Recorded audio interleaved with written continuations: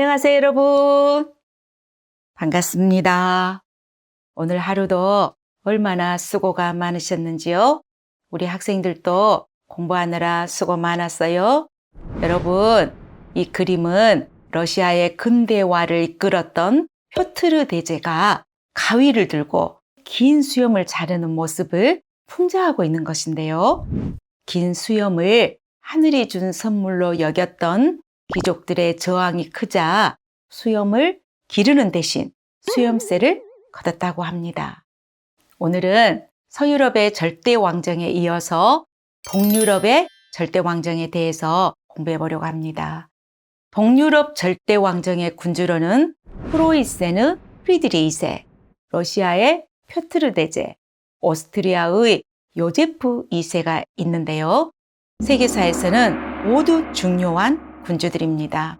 그들은 명성답게 유명한 명언을 남겼는데요. 계몽 군주를 자처했던 프리드리히 2세는 스스로를 국가 제1의 심부름꾼이라고 했다네요. 서유럽의 문물을 받아들여 러시아의 근대화를 목표로 삼았던 표트르 대제는 나는 상트페테르부르크를 유럽의 빛이 들어오는 창으로 건설하였다라는 말을 남겼다고 합니다. 동유럽의 절대 왕정이 서유럽의 절대 왕정과 다른 점이 아주 중요합니다. 서유럽이 봉건 사회가 붕괴되고 도시와 상공업이 발달하면서 절대 왕정이 성립된 것에 비해 동유럽의 절대 왕정은 도시와 상공업의 발달이 미약하여 시민 계급의 성장이 지연되어 여전히 봉건적인 농노제가 강화된 사회여서 근대화가 늦어졌으며 군주들의 위로부터의 개혁으로 실시되었다는 점입니다. 서유럽보다 100년 정도 늦게 절대 왕정이 형성되어 18세기에서야 절대 왕정 체제가 나타나게 되는 특징이 있다는 거 기억해 주시기 바랍니다. 프로이센의 절대 왕정 군주는 프리드리히 2세인데요. 프로이센의 왕과 독일의 황제를 통틀어서 역사상 가장 위대한 리더로 평가받아 대왕의 칭호를 받는 군주입니다. 그는 오스트리아와의 전쟁에서 승리하여 가장 산업이 발달하고 부유하며 전략적인 요충지였던 술레지엔을 차지하면서 유럽의 강국으로 만들었습니다. 가톨릭과 개신교 간의 갈등이 극심했던 독일 내 공국들과는 달리 종교에 관용적인 정책을 폈고요.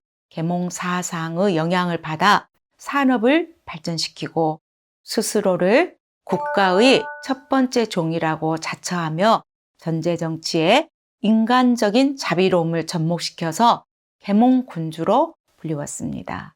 샤를마뉴, 나폴레옹과 함께 유럽의 위대한 지도자의 한 사람으로 꼽는 군주입니다.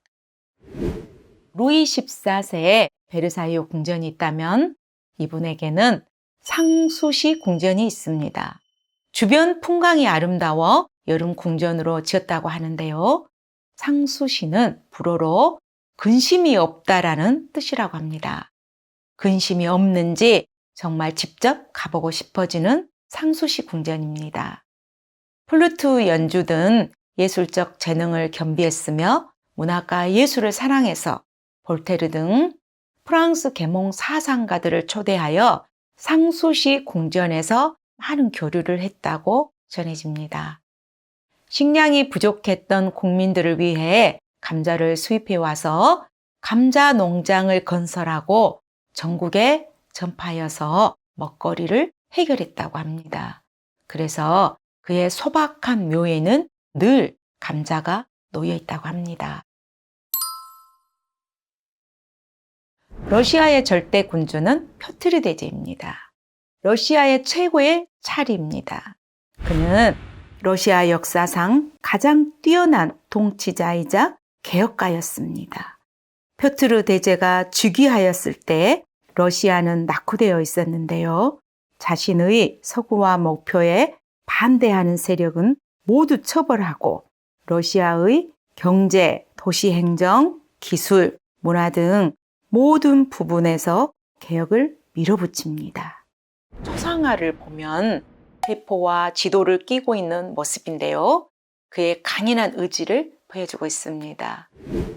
표트르 대제는 유럽 변방에 초라했던 러시아를 서구화하고 근대화하여 러시아를 최강국으로 만든 분입니다.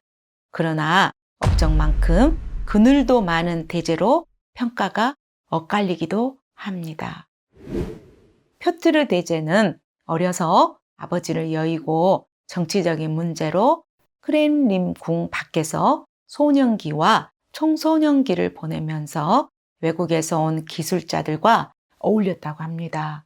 그래서 배와 대포에 관심이 많았었다고 합니다.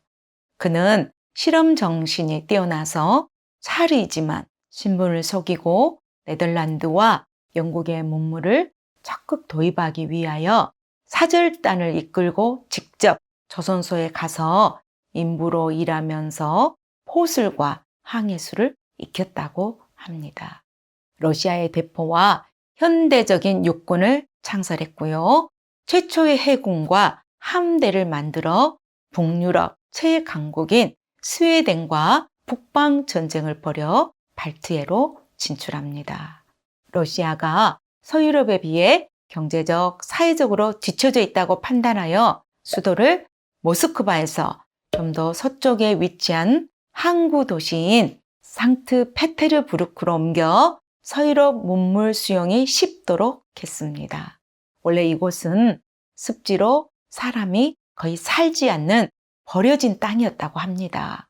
습지다 보니 수많은 노예들이 돌로 습지를 메꾸는 데 이용되었으며 가혹한 환경과 추위 속에서 노동을 이기지 못하고 죽었는데요. 죽은 시체를 습지로 던져버렸기 때문에 뼈 위에 세운 도시라고 불렸다고 합니다. 전제주의의 가혹함이 느껴지지요. 상트페테르부르크는 1703년 설립되어서 1918년 다시 모스크바로 옮겨갈 때까지 러시아 제국의 수도였고요. 오늘날 이 도심은 유네스코의 세계문화유산으로 등록되었다고 합니다. 서구화를 추구하여 러시아식 긴 치마를 짧게 자르고요.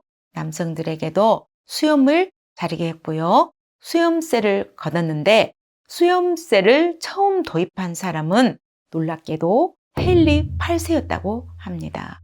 표트르 대제에게 수염을 자르는 것은 전 근대화의 단절인 반면 헨리 8세는 수염을 신분이나 직위의 상징으로 귀족에게 한해서 주의에 따라 누진세율을 거뒀고요.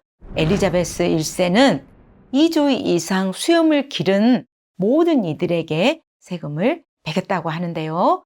세금을 뜯어 가려는 명분이 놀랍기만 합니다. 그는 시베리아 경영에도 힘써서 1689년 네르친스크 조약을 맺고 청나라의 강희제 시절에 러시아의 국경선이 확정되게 됩니다. 오스트리아에서는 요제프 2세가 계몽 전제 군주를 자처했는데요. 프로이센과의 전쟁에서 슐레지엔 지방을 잃었지만은 여러 가지 내정 개혁으로 재정을 확충하고 정치적, 문화적으로 발전을 꾀하였으나 보수적인 귀족들의 반발로 별다른 성과를 거두지는 못했다고 합니다. 오늘은 동유럽의 절대 왕정을 공부했는데요. 알고 보면 재미있는 세계사 도움이 되었을까요? 구독, 좋아요, 알림 설정 부탁드립니다. 감사합니다. 안녕.